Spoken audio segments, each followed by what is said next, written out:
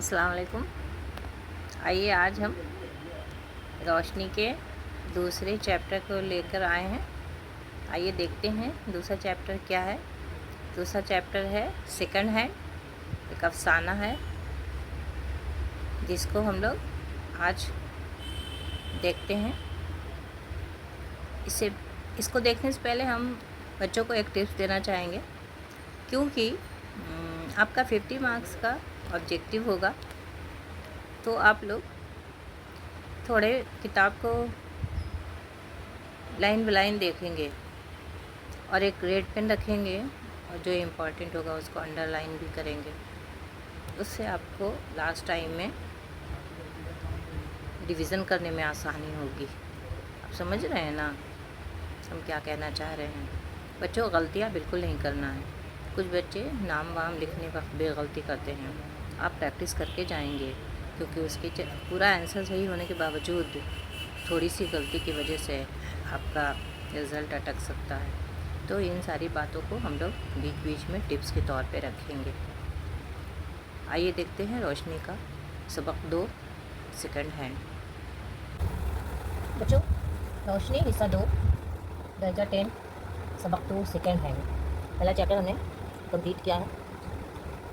सबक 2 second hand में हाजिर है। ये एक मलयालम कहानी है। सेकंड हैंड कहानी, इसका अनुवाद है सेकंड हैंड। ये एक मलयालम कहानी है जिसके लिखने वाले हैं बैतुल मोहम्मद बशीर, और इसका तर्जुमा उर्दू में जिलानी बानो ने किया है।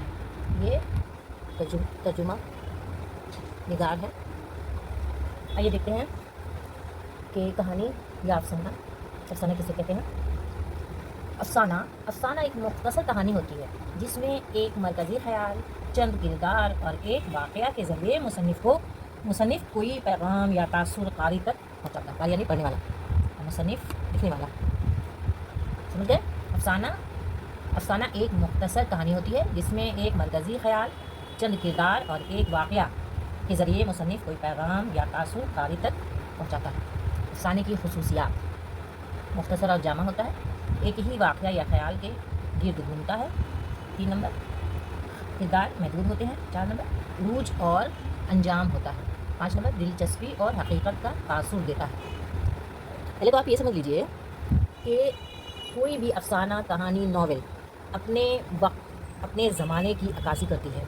उस दौर में क्या हालात थे, उसी की अक्कासी मुसन्निफ़, राइटर अपने अफसाना में, नावल में, कहानियों में करते हैं, क्योंकि वो लोग भी एक तरह से उन वाक़यात को, उन तासुरात को लोगों तक पहुंचाते हैं और समाज सुधार में अपना रोल अदा करते हैं। तो हम समझ सकते हैं कि ये कहानी भी उस दौर की कहानी रही होगी, सेकंड हैंड, जिसमें किरदार थे गोपीनाथ, शारदा और एक शायर। ये कहानी पूरी इन्हीं के इर्द गिर्द घूमती है। ये पूरी कहानी इन्हीं के इर्द गिर्द घूमती है। एक गोपीनाथ है, एक शारदा है और एक शायर है। तो इस कहानी में थोड़ा औरतों के साथ उस ज़माने में जो चल रहा था उसको पेश किया गया है। उस ज़माने में औरतें थोड़ी कमज़ोर, थोड़े लाचार थी। कुछ गलती की वजह से इस शायर ने उस शारदा नाम की औरत का शोषण किया और फिर छोड़ दिया, और शादी से पहले ही एक बच्चा भी हो गया।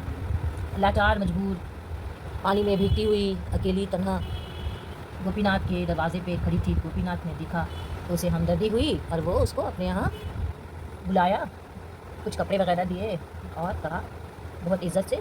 एक साइड दिखाया जा रहा है कि एक शख्स था जो अच्छा रोल नहीं किया, औरतों के साथ सही बिहेव नहीं किया। ठीक है, एक साइड दिखा रहा है कि गोपीनाथ औरतों की बहुत इज़्ज़त किया और उसे इज़्ज़त से घर में बुलाया, इज़्ज़त से कपड़े दिए बदलने के लिए और चाय बना कर दिया खुद से, और उसको अपना रूम दे दिया आराम करने के लिए, और बोला अंदर से लॉक करके सो जाओ। तो शारदा के मन में भी गोपीनाथ के लिए इज़्ज़त हुई, लेकिन वो कभी जाहिर नहीं की। उसे मर्द नाम से नफ़रत हो गई थी, मर्द के नाम से उसे नफ़रत थी।